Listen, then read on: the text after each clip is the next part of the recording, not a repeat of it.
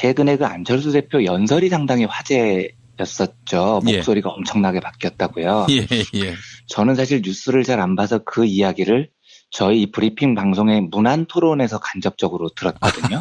그래서 목소리를 좀 바꾸신 모양이구나 이렇게 하고 신경을 안 썼는데 예. 주말에 어떤 분이 이걸 링크를 걸어주셨어요. 저한테 유튜브 링크를. 그래서 호기심에 한번 들어가 봤더니 그 연설 장면이 호남 경선장 유세장 모습이던데요. 예. 목소리가 상당히 걸어지고 중저음이 되고 좀 어색했지만 손동작도 강해지고요. 뭐 예. 이러셨더라고요.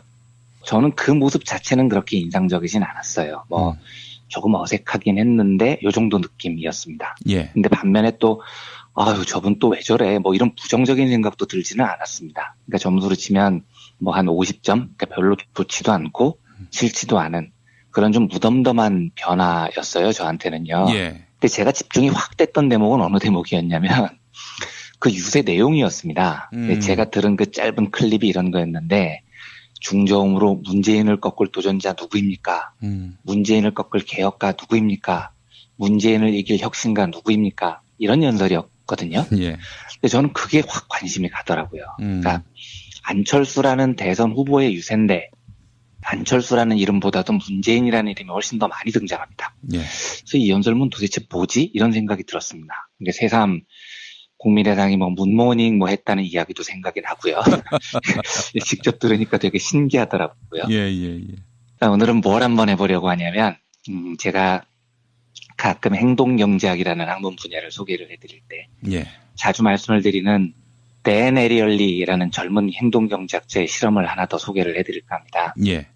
요거를 이제 우리 예를 들면 나이트클럽을 간다 이렇게 가정을 하면 간단하고요. 실제 댄 에리얼리의 실험은 파티에 가는 경우입니다. 그래서 이제 우리처럼 부킹을 비슷하게 해서 파트너를 구한다는 걸 전제로 이 실험을 하는 겁니다. 예. 그래서 실험 참가자들인 여성 참가자들한테 오늘 파티에 가서 만날 사람들인데요. 두 사람 사진을 보고 누가 더 잘생겼고 예. 누가 당신 파트너가 됐으면 좋겠는지 선택해 보세요. 라고 물어본 겁니다. 근데 한 장은 예를 들면 박보검 사진이었고요. 한 장은 송중기 사진이었습니다. 자, 요때 이제 결과가 어떻게 나오느냐. 쉽지 않죠. 박보검과 송중기는 정말 빅매치입니다. 그래서 이제 실제로도 그 결과도 그랬고 이쪽에서 추정을 한 것도 마찬가지지만 50대 50 비슷하게 표가 나왔어요. 예. 근데 이게 합리적이잖아요. 박보검하고 송중기 사진을 보여줬을 때는 투표가 50대 50으로 갈리는 건 매우 이성적으로 보입니다. 예. 첫 번째 실험을 마치고 댄 에리얼리가 사진을 하나 더 만듭니다. 요 사진은 어떤 사진이냐면 원본은 박보검 사진이에요. 그런데 요 사진 박보검 사진을 뽀샵질을 합니다. 그래서 얼굴을 찌그러뜨려요. 옷도 바꿔 입게 하죠. 코도 비틀고 눈도 이렇게 축 처지게 하고요. 이 사진은 분명히 베이스는 박보검인데 매우 못생긴 박보검이 탄생을 한 겁니다. 예. 그 다음에 똑같이 아까 그 사람들에게 오늘 파티에 올 세 사람인데 요 세 사람 중에서는 누가 당신의 파트너가 됐으면 좋겠어요 하고 다시 보여줍니다. 그러니까 박보검, 송중기 그리고 못생긴 박보검 세 명이 후보가 된 거죠. 자, 이러면 투표 결과가 어떻게 나왔을까요?가 에리얼리의 실험입니다. 상식적으로는 아무것도 바뀌면 안 됩니다. 왜냐하면 어차피 못생긴 박보검이 선택받을 확률은 없잖아요. 그러면 이제 박보검과 송중기 중에서 선택을 해야 되겠죠. 예. 그렇다면 당연히 첫 번째 실험하고 결과가 달라질 이유가 없습니다. 어차피 못생긴 박보검은 선택 대상이 아니니까요. 그런데 투표를 해보면 결과가 확 달라집니다. 1차 투표 때에는 50대 50이었던 개표 결과가요. 2차 투표 때는 75대 25로 압도적인 박보검의 승리로 돌아갑니다. 갑자기 송중기를 좋아했던 사람이 박보검을 좋아하는 쪽으로 말을 갈아타는 거죠. 이걸 이제 왜 이런 현상이 벌어지느냐. 댄 에리얼리는 미끼 효과라는 경제 이론으로 이 상황을 설명을 합니다. 미끼 효과라는 건 사람이 어떤 사물을 평가를 할 때요. 객관적으로 판단하지 않는다는 겁니다. 그리고 비교 대상이 있으면, 즉 미끼가 있으면 그 미끼를 보고 본질적 사물을 비교를 해요. 그래서 평가를 하는 경향이 강하다는 겁니다. 이런 그림들 아마 한 번씩 보셨을 거예요. 똑같은 크기의 동그라미가 두 개 있습니다. 그런데 한 동그라미는 작은 동그라미 밖에 그려져 있어요. 그리고 한 동그라미는 큰 동그라미 안에 그려져 있습니다. 그러면 이 동그라미 크기는 똑같지만 사실 보면 작은 동그라미 밖에 그려져 있는 동그라미가 더 크다고 느낌이 들어요. 예. 큰 동그라미 안에 있는 동그라미보다도요. 이게 이제 미끼 효과를 설명하는 그림이거든요. 사람은 동그라미 크기를 객관적으로 보지 못하고 던져진 미끼하고 비교를 해서 평가를 하려는 경향이 있다는 겁니다. 애초에 박보검과 송중기는 50대 50의 투표를 받은 미남이었는데요. 미끼를 하나 확 던지니까 갑자기 박보검 외모에 대한 호감도가 확 올라갑니다. 예. 어떤 미끼냐? 박보검을 닮았는데 못생긴 미끼죠. 그러면 사람들은 그 미끼를 보고 누구하고 비교를 하느냐? 박보검 닮은 추남하고 송중기를 비교하는 게 아니고 박보검 닮은 추남하고 자연스럽게 박보검하고 비교를 하게 됩니다. 그리고 비교를 했더니 박보검이 훨씬 잘생긴 거예요. 그래서 이 과정을 한번 거치면 사람들 머리에는 야, 박보검이 제일 잘생겼구나. 오늘 파티 가서 이 사람 만나면 너무 좋겠다. 뭐 이런 생각이 굳어진다는 게 이 실험의 결론이죠. 그래서 예. 저는 그 태어나서 나이트클럽이라는 데를 한 번밖에 안 가봤는데 혹시 저희 청취자분들께서 나이트클럽을 가실 일이 있으면 누구와 같이 가면 좋냐면 자기보다 떨어지는 사람을 간다 이렇게 단순하게 생각하지 마시고요. 예. 자기하고 닮았고 분위기도 비슷한데 자기보다 떨어지는 사람하고 같이 가시면 훨씬 효과적입니다. 예, 이거는 제 조언이 아니고 예. 세계적인 행동경제학자 댄 에리얼리 교수의 조언이니까 뭐 참고하실 분들은 참고를 하시면 되겠습니다. 예. 선거에 들어가면은요. 후보자가 자신을 국민에게 매력을 호소를 하는 여러 전술이 있을 거예요. 예. 실제로 자신의 매력과 정책을 국민들에게 효율적으로 전달함으로써 내가 얼마나 박보검이냐, 내가 얼마나 멋지냐 이걸 호소하는 방법도 있을 겁니다. 본인의 매력을 객관적으로 높이는 거죠. 예. 예. 근데 실제로 투표를 해보면 상대를 물고 뜯는 게 훨씬 효과적이다라고 판단하는 후보들이 적지 않아요. 특히 비슷한 성향의 유권자들을 공략을 할 때 이런 일이 많이 벌어집니다. 그래서 이런 경우에는 입만 열면 상대 후보 이야기를 해요. 근데 이게 행동경제학에서 보면 일리가 아예 없는 행동이 아니에요. 내가 나이트클럽을 갈 때요. 예. 나를 멋지게 보일 자신이 없을 때 매우 효율적인 방식은 나와 비슷한 성향을 가진 상대의 외모를 뽀샵질을 해버리는 겁니다. 찌그러뜨리는 거죠. 어느 정도 비슷한 구석이 있는 사람의 한쪽 외모를 확 찌그러뜨리면 본인이 돋보이는 매우 훌륭한 전술이 됩니다. 이게 미끼 효과가 가르쳐주는 거거든요. 예. 그래서 저는 안철수 후보하고 국민의당의 이 문모닝 전략, 뭐 입만 열면 문재인하는 이 전략을요. 그런 관점에서 해석이 가능하다고 봅니다. 어찌됐건 안철수 후보의 정치적 본토가 호남이죠. 그리고 예. 호남은 한국 진보 진영의 상징이고 더불어민주당 및 여러 진보 정당들과 경합을 벌이는 지역입니다. 그러니까 예. 본질적으로 지금 민주당과 국민의당은 이 유권자 풀에서 크게 다른 두 집단이 아닙니다. 그렇죠. 예. 자유당과 민주당, 바른정당과 민주당 이런 큰 격차가 나는 집단이 아니라는 거예요. 그러니까 사진의 베이스가 둘 다 박보검 송중기가 아니고 둘 다 박보검인 경우인 거죠. 이럴 때는 나를 빛낼 자신이 없으면 상대 박보검의 사진을 찌그러뜨리는 게 굉장히 효과가 있어요. 그러니까 뽀샵질로 문재인의 코를 비틀고 눈을 처지게 만들면 예, 국민들이 보기에는 안철수가 굉장히 실력 있고 예. 훨씬 잘생겨 보이는 효과를 낳게 합니다. 예. 이게 미끼 효과 현상이라는 거거든요. 특히 이제 선거 때 보면 본선 때보다도 자당 내 후보 경선이 더 격해지는 이유도 아마 이런 걸 거예요. 그러니까 본선에서는 전혀 다른 성향의 두 후보가 자기의 본토를 딱 뿌리내린 상황에서 일정의 고정표를 확보한 상태에서 더 많은 표를 얻으려는 경쟁이니까요. 그런데 자당 내 후보 경선 같은 경우는 지지자들 성향이 비슷하니까 완전히 다르지 않잖아요. 예. 이럴 때 이제 유용한 방식이 상대 사진을 뽀샵질로 찌그러뜨리는 경우가 있습니다. 그런 면에서 안철수 후보의 전술이 먹힐까 안 먹힐까는 저는 사실 굉장히 관심거리입니다. 경제학적으로는요. 예. 왜냐하면 행동경제학이라는 분야 자체가 그렇습니다. 원래 이제 본토 경제학은 사람이 매우 합리적이어서요. 예. 항상 최선의 선택만 한다. 요걸 전제로 학문적 이론을 전개를 합니다. 그런데 행동경제학은 그냥 니들 헛소리 하는 거야. 주류경제학자 니들이 책에서 짓거려 놓은 대로 사람은 절대로 실제 생활에서 그다지 합리적이지 않아. 매우 여러 이유 때문에 비합리적인 선택을 해. 이걸 증명하기 위해서 만들어진 학문이 행동경제학이거든요. 예. 그러니까 조금 전 설명드렸던 댄 에리얼리의 실험도 실제로 인간이 비합리적인 선택을 한다는 걸 증명하는 실험인 겁니다. 예. 그러니까 박보검이나 송중기나 이 희대의 두 미남을 볼 때 객관적으로 보면 50대 50이 나오는 게 합리적이에요. 예. 실제로 투표를 해봐도 50대 50이 나옵니다.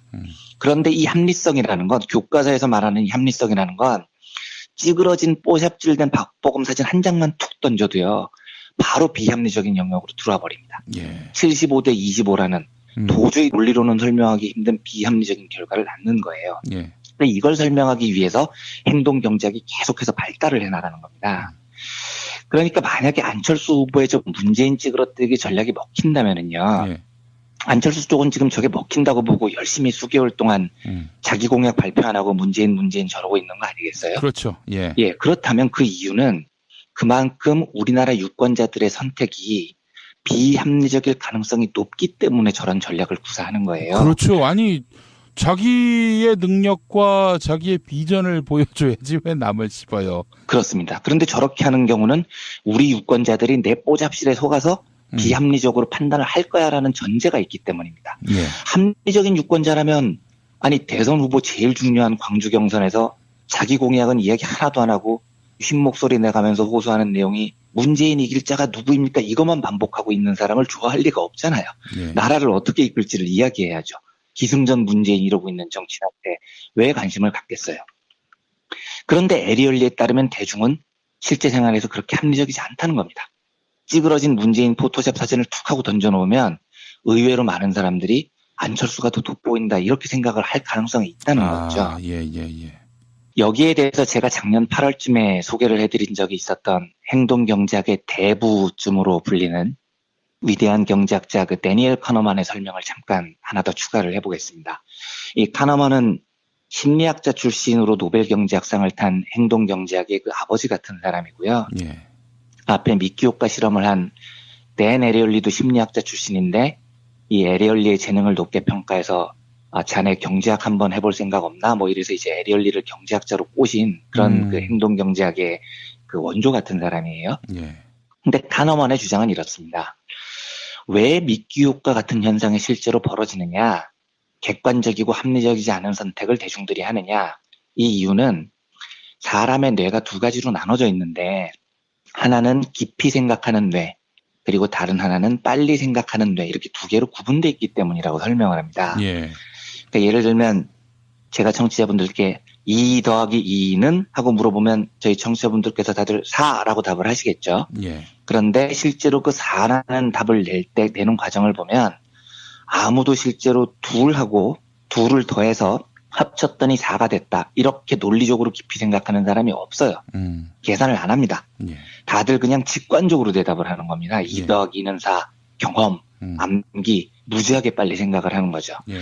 요때 카너먼 교수는 이때 사용되는 뇌가 직관, 빨리 생각하기, 그렇지. fast thinking, 시스템 1 이렇게 부릅니다. 반면에 제가 질문을 238 더하기 521 이렇게 물어보면 완전히 달라집니다. 이제 계산을 하는 거죠, 사람이. 1에 8을 더하고 뭐 2에 3을 더하고 몇이 올라가고, 요때 사용되는 뇌는 2 더하기 2는 4를 대답할 때 뇌하고 전혀 다른 뇌예요. 천천히 생각을 합니다. 깊이 생각하는 뇌죠. 이걸 이제 카너먼은 시스템 2라고 부릅니다. 직관이 아니라 이성, 암기가 아니라 계산이라는 거죠. 예. 그런데 카너먼은 이 안타깝게도요, 인간이란 존재는 빨리 생각하는 뇌를 깊이 생각하는 뇌보다 훨씬 더 선호한다는 거예요. 되게 그냥 직관적으로 생각하고 만다는 겁니다. 이래서 그 박보검 송중기 사진을 본 상태에서 갑자기 찌그러진 박보검 사진이 등장하면 만약에 깊이 생각하는 뇌를 사용한다면, 가만히 있어봐, 이거 아까랑 똑같은 사진에 좀 찌그러진 사진 나온 건데 그럼 뭐 내가 선택을 왜 바꿔? 나는 여전히 송중기. 이렇게 할 텐데 대부분 사람들은 그 깊이 생각하기 뇌를 사용하지 않고 찌그러진 박보검 사진을 보는 순간 야, 요 진짜 박보검이 더 잘생겨 보인다 하고 그 선택을 해버린다는 겁니다. 예. 이게 바로 인간 뇌 구조의 안타까움이라는 거죠. 예. 그래서 이제 카너먼은 올바른 선택을 하기 위해서는 예. 제발 사람들이 시스템 1에 몰두하지 말고요. 깊이 생각하기를 사용하는 훈련을 해야 된다고 조언을 해요. 그래야 더 현명한 선택을 할 수 있다고 말을 합니다. 예. 그리고 한 동그라미는 큰 동그라미 안에 그려져 있습니다. 그러면 이 동그라미 크기는 똑같지만 사실 보면 작은 동그라미 밖에 그려져 있는 동그라미가 더 크다고 느낌이 들어요. 예. 큰 동그라미 안에 있는 동그라미보다도요. 이게 이제 미끼 효과를 설명하는 그림이거든요. 사람은 동그라미 크기를 객관적으로 보지 못하고 던져진 미끼하고 비교를 해서 평가를 하려는 경향이 있다는 겁니다. 애초에 박보검과 송중기는 50대 50의 투표를 받은 미남이었는데요. 미끼를 하나 확 던지니까 갑자기 박보검 외모에 대한 호감도가 확 올라갑니다. 예. 어떤 미끼냐? 박보검을 닮았는데 못생긴 미끼죠. 그러면 사람들은 그 미끼를 보고 누구하고 비교를 하느냐? 박보검 닮은 추남하고 송중기를 비교하는 게 아니고 박보검 닮은 추남하고 자연스럽게 박보검하고 비교를 하게 됩니다. 그리고 비교를 했더니 박보검이 훨씬 잘생긴 거예요. 그래서 이 과정을 한번 거치면 사람들 머리에는 야, 박보검이 제일 잘생겼구나. 오늘 파티 가서 이 사람 만나면 너무 좋겠다. 뭐 이런 생각이 굳어진다는 게 이 실험의 결론이죠. 그래서 예. 저는 그 태어나서 나이트클럽이라는 데를 한 번밖에 안 가봤는데 혹시 저희 청취자분들께서 예를 들면 박보검 사진이었고요. 한 장은 송중기 사진이었습니다. 자, 요때 이제 결과가 어떻게 나오느냐.